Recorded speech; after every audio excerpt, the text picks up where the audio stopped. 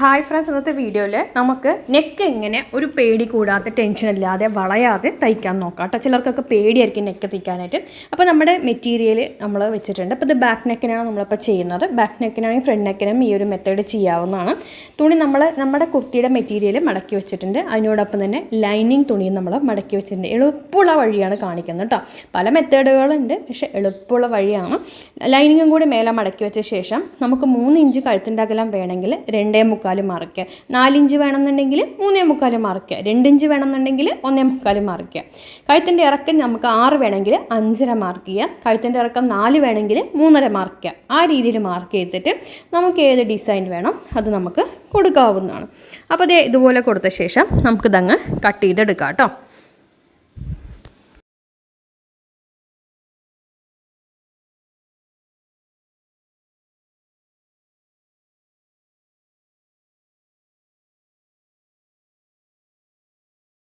അപ്പോൾ ഞാൻ ഇതിനൊക്കെ കട്ട് ചെയ്തിട്ടെടുത്തിട്ടുണ്ട്. ഇതിന് ശേഷം നമ്മളുടെ കുർത്തിയുടെ ഫ്രണ്ട് പീസ് ആണെങ്കിലും ബാക്ക് പീസ് ആണെങ്കിലും ഏതാണെങ്കിലും അതിൻ്റെ നല്ല വശം മേലെ വരത്തക്ക രീതിയിൽ വയ്ക്കുക.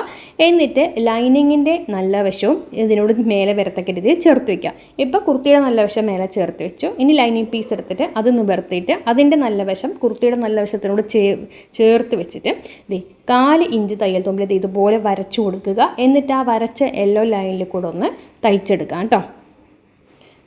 കണ്ടോ, ഈ ഒരു ആ ലൈനിൽ കൂടെ ഒന്ന് തയ്ക്കാം. ഓക്കെ, ഒപ്പം വെച്ചിട്ട് തയ്ച്ചെടുത്തിട്ടുണ്ട്. ഇനി നമുക്ക് ഇപ്പോൾ തയ്ച്ചല്ലോ, ആ തയ്ച്ച തയ്യലിൽ കൊള്ളാതെ നമുക്ക് ചുറ്റും ഒന്ന് കട്ട് ചെയ്ത് കൊടുക്കാം.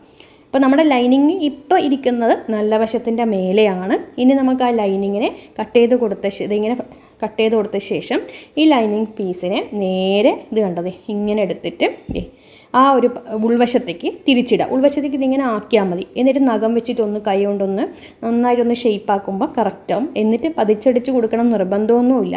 നന്നായിട്ടൊന്ന് അയൺ ചെയ്ത് കൊടുത്താൽ മതി. ഇത് കണ്ടോ ഉൾവശത്തേക്ക് ആക്കിയിട്ട് ആ തയ്യലിൻ്റെ അവിടേക്ക് ഇതുപോലെ തന്നെ കൈ വെച്ചൊന്ന് അഡ്ജസ്റ്റ് ചെയ്ത് കൊടുത്താൽ നമ്മുടെ നെക്കായി. ഇങ്ങനെ നെക്ക് തയ്ച്ച് കൊടുത്താൽ ഒരിക്കലും കസ്റ്റമർക്ക് ഒരു പ്രശ്നം ഉണ്ടാവില്ല. നല്ല നീറ്റായിട്ട് കിട്ടും. ഒരിക്കലും ആരും നമ്മളെ കുറ്റം പറയില്ല ഇങ്ങനെ ചെയ്ത് കൊടുത്തു കഴിഞ്ഞാൽ കേട്ടോ. ഇത് ഫ്രണ്ടിനാണെങ്കിൽ ഫ്രണ്ട് പോർഷനും ബാക്ക് പോർഷനും എല്ലാം കുർത്തിക്ക് ചെയ്യാൻ പറ്റുന്ന ഒരു മെത്തേഡാണ്. അപ്പം ഞാനൊന്ന് പതിച്ചടിച്ച് കൊണ്ടുവരാം കേട്ടോ.